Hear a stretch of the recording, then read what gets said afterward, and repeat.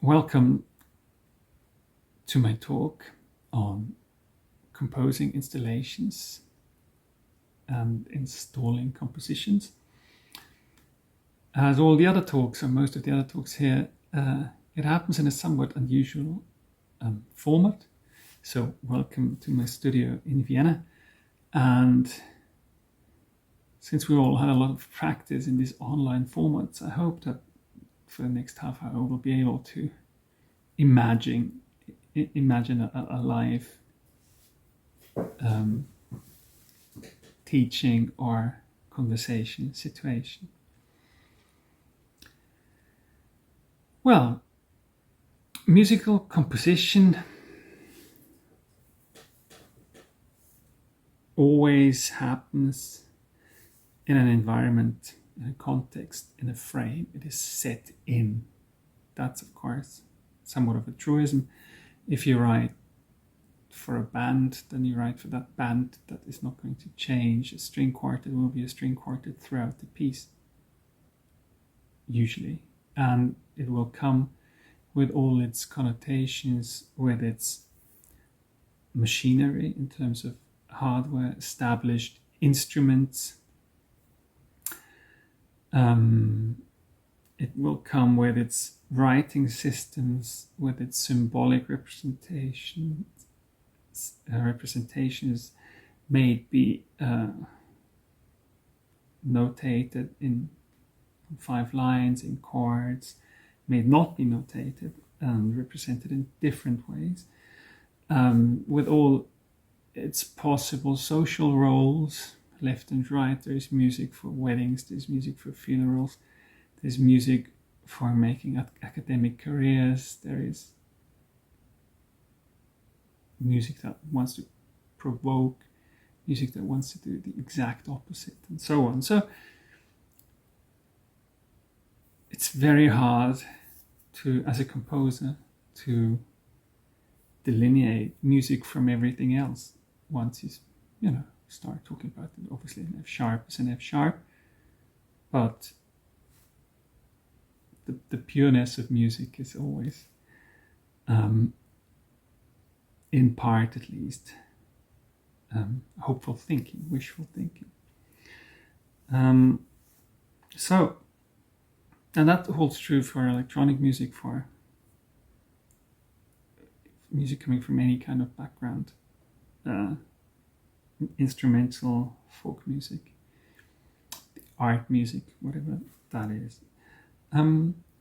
So you're left as a composer and as an artist with 2 choices, really, although of course it's a non-binary world we inhabit. You can just ignore all this, the situatedness of music, and just continue to talk about structure in the symbolic space of the score, let's say, or the spectral shapings of electronic sounds or orchestral sounds, whatnot. And I personally think that in new music and computer music, new music as in the academic form of score-based contemporary music, and computer music as the music that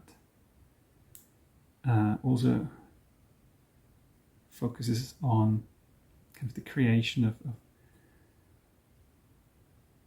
pure music. I know this is the creation of a straw man, and it's easier to take down something that isn't here to really fight for its cause. But so just saying, the other option, which I would rather recommend, is just to lift your eyes and ears from the score or from the interfaces of the softwares you're using, and just to see how things come together, how things disconnect, connect over the borders of the different disciplines that have become to be musical composition, other forms of art, and so on. So, and starting with that, I mean, instrumental music is obviously shaped by our body as well as vocal music is.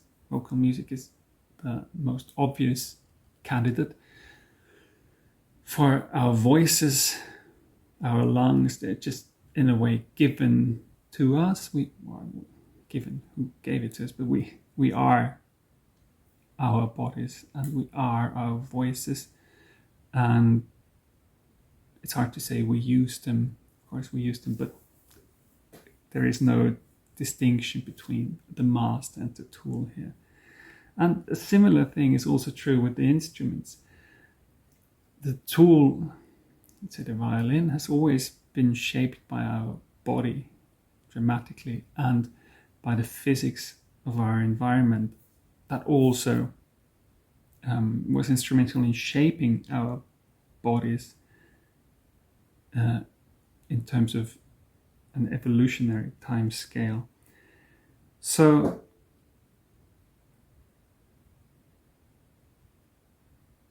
even the most structurally minded score-based music that sometimes has been thought of as maneuvering kind of symbolic space is, in fact, whenever it wants to become audible, a very, very bodily and physical action or physical acts are necessary to make anything heard. In electronic music, that's been around for generations now, of course, as well. Music isn't limited through the physics, the physiology of our bodies and the physics of our environment. So we can actually have sounds of indefinite durations. We can have impossible envelopes of excitation. You know, everything we do here, physics is it's gone, dissipating energy. We can go back and forth in a recording of that or in a simulation of something similar like impact response schemes. But electronic music is always also created and heard in relation, or is heard by our listening bodies, with all the physical, haptic experience that shaped us before we as individuals were around, in a way. So, and on that level of perception, all the ear, the eye, the tactile sense, the proprioception, like how I feel, perceive my own body and motion within space, completely interlink, which is implicitly understood anyway in any form of music for dance, etc. So I'll sketch out some of my thoughts on this, just closely following three selected works I did throughout the last 15 years actually. So one is quite old, one is rather recent, and for good measure, one from 2015 or 16, I'm not entirely sure. I don't necessarily only talk about my own works, for it makes life easier and saves time in the preparation of such a talk, but because I feel that if you Google sound installation, installative concerts and so on, you'll get loads and loads anyway, and it would be a wasted opportunity in a way if I'm the next one to talk about John Cage and Tudor and then what followed from that, or Marianne Ameche. I'll put a link to a list of links up in the end. So I'll be talking about 3 pieces, installations, environments, performances, whatever you want to call them. I personally really gave up on strictly delineating categories from each other. As an artist, there's just no reason to do so. The first will be relative realities. The second, Rezeptionshaltung, and the third, Anschwellen, Abschwellen. All somewhere in between installation, composition, performance. So, the first piece I'm going to talk about, first work, is called Relative Realitäten, which is German for relative realities. It's something I developed in cooperation with Thomas Grill, who was in charge of the sensory system and the design of the video display and so on. And at the core of this was my experience as a composer, especially as a composer of electronic music, of the role of physical bodies in my own or in our listening experience. If you drop something, if I let go, then you actually hear quite clearly that this thing didn't hit the floor. It hit something you can't see, but it was much closer than the floor. And it was slightly damped. There was no metal involved. There's a collision of, some rubbery stuff with, in this case, it was paper. I can see, you can't. But if I do this, you hear that was further below, and now I've lost my, I'll make it through the talk without my pen. But just the audio feedback of our doing in our environment is a very, very strong link between audio events also in purely electronic music, even if there's no recorded audio in there.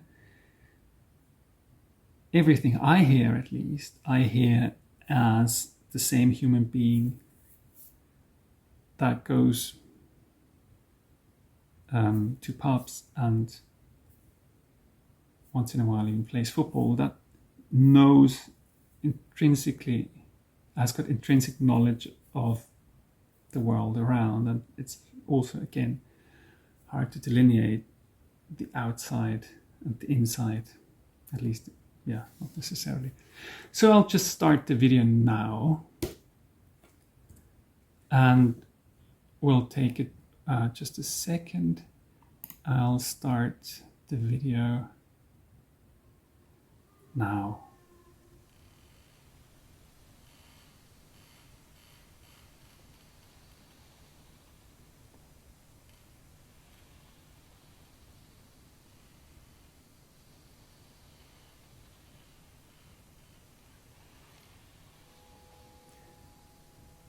In the beginning, you don't hear much. It will spring to life a bit later. What you're basically seeing is a CRT, like an old video monitor,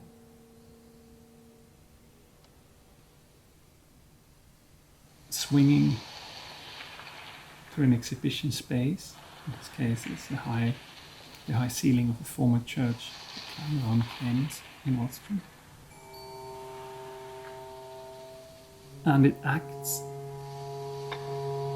as a window into a different mediated world that relates in a stable manner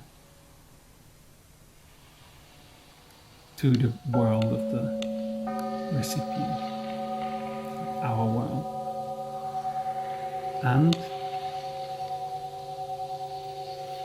it isn't just a swinging monitor. The swinging monitor sits within a surround sound loudspeaker system, and all the sounds you hear in this kind of stereo reduction actually move through space in direct relation to the swinging monitor. And I'll show you a bit more about the conceptual workings of the soundscape. This was the very first iteration, the very second iteration of the project that has been presented in different places. It even made it to Mexico 12 years ago. And we presented it in a newer iteration, kind of software-wise and imagery-wise, 5 years ago at Ars Electronica in the big dome in Linz in Austria. And from that, I've also got, from this iteration, I've got a short kind of video showing the concept of how the audio that's all been generated in real time uses a physics engine to create not just the temporal structure, but also the spatial trajectories of each sound. So if you look at the blue ball falling from the top,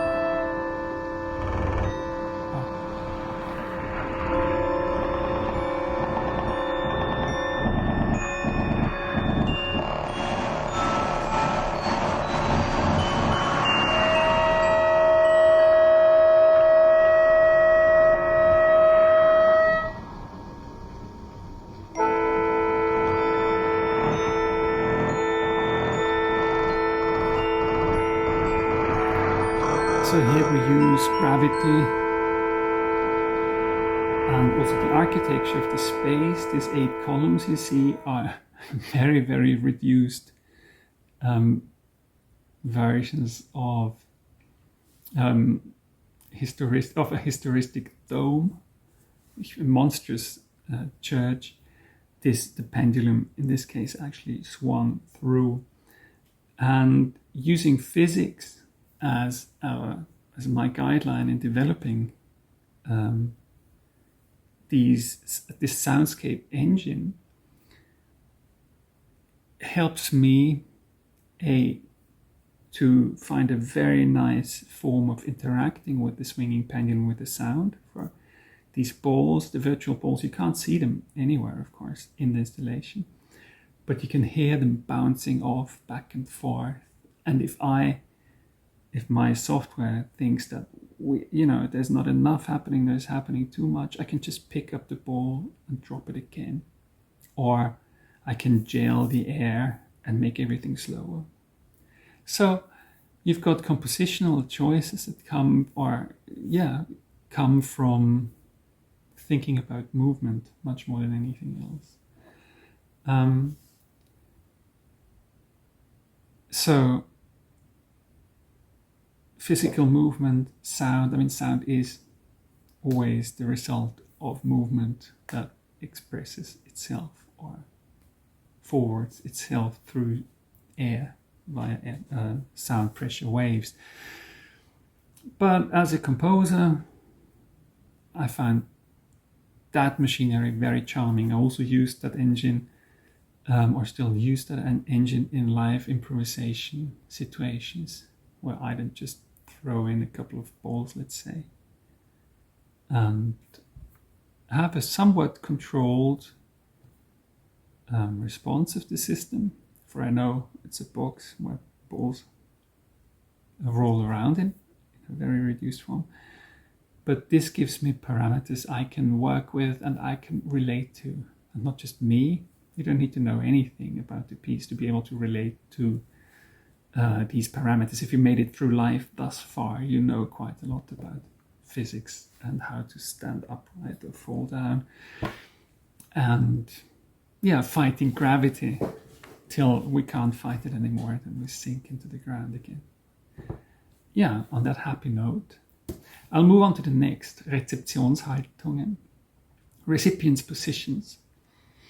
And that was, for me, interesting situation, for as a composer, you'd hardly ever actually meet your audience in a way. At least traditionally, you'd hand in the score, the tape. Nowadays, you just upload something to somewhere and something happens.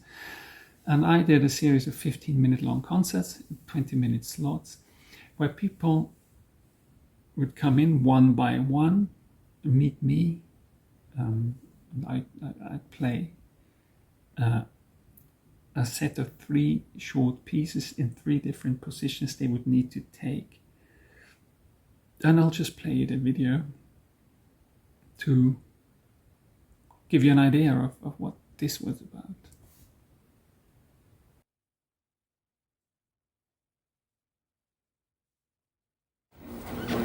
Ich glaube, ein bisschen weiter vor wäre das. Genau, ein bisschen weiter vor. So. Das geht ganz gut. Ja.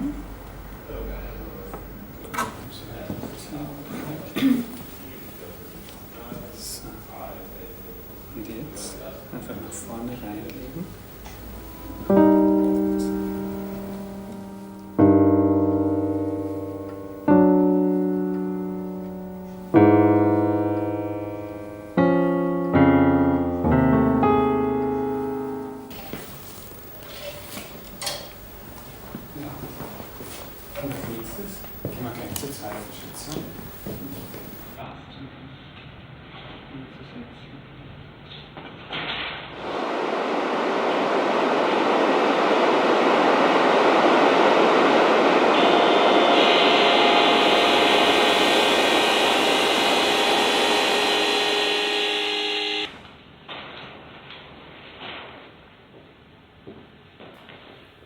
So this is a condensed kind of video documentation.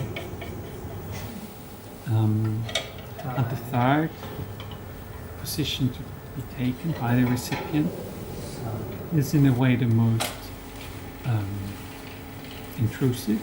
So you completely fixate people into one position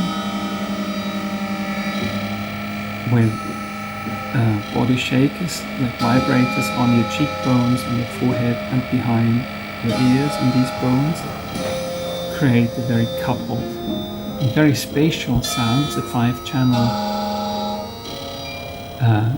surround sound within your skull bones. And so, obviously, the pieces I wrote for these 3 situations, the first one leaning into the sound, again bone conduction, with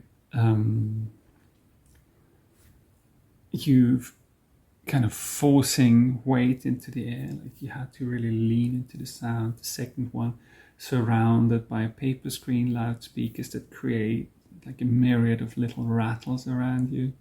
And the third one, like the most, let's say, caring and also demanding situation is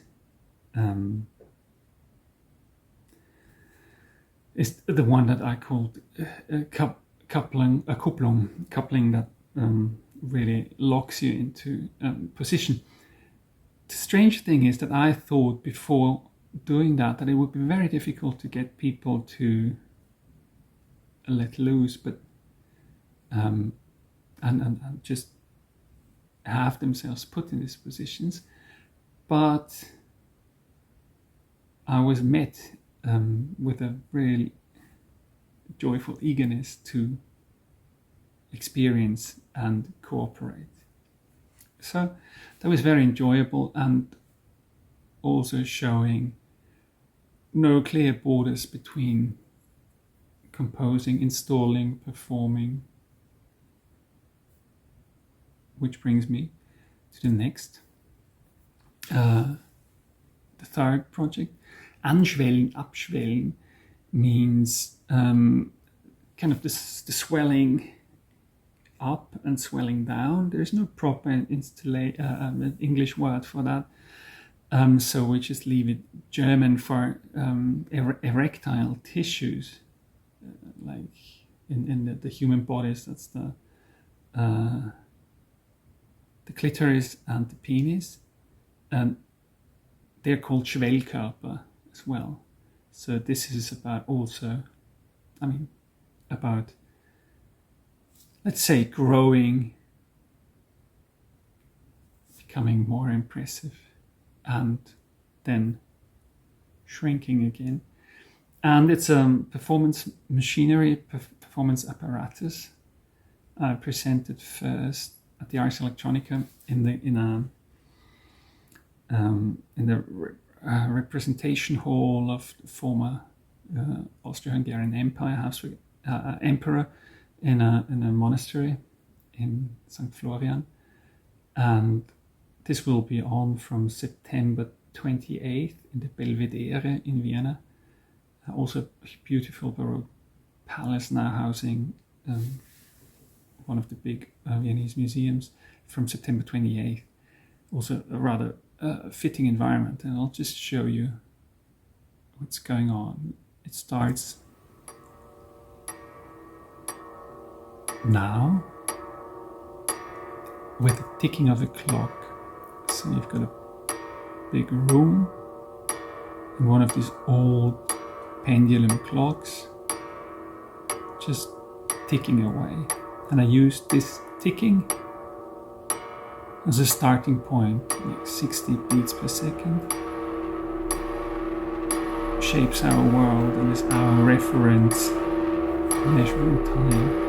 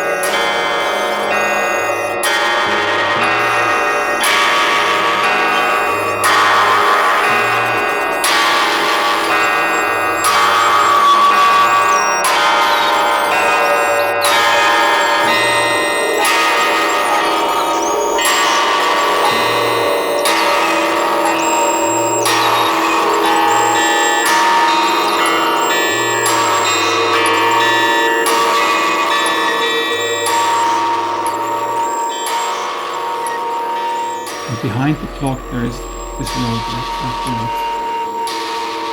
to rise and shake the feathers.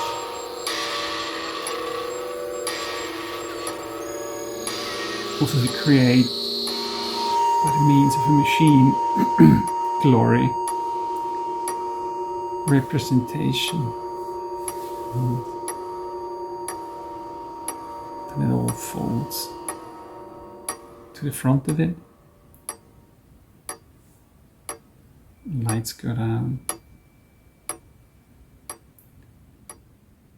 Shortly thereafter,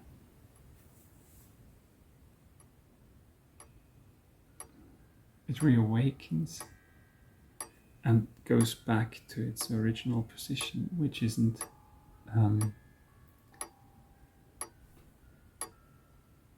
that important for us now. But you see, it just moves back to the original position, ready to swell up again, to fill the room with sound, to dominate the place, and then retract again, which of course can be seen as many things. As an artist, as a reference to many things, but as an artist, I'm not in the business of trying to explain. I'm here more in the business of trying to motivate people to ignore these things that are perceived as borders between disciplines, Yeah, music is in itself huge, multifaceted. But yes, don't worry about staying within the tools, using the tools of your trade, whatever your trade is. You can make it up as you go along, I'd say. And yes, if you want to contact me, drop me a line. I just see there is no email address in there, but you'll find it on volkmarklien.com. Many thanks. Bye-bye.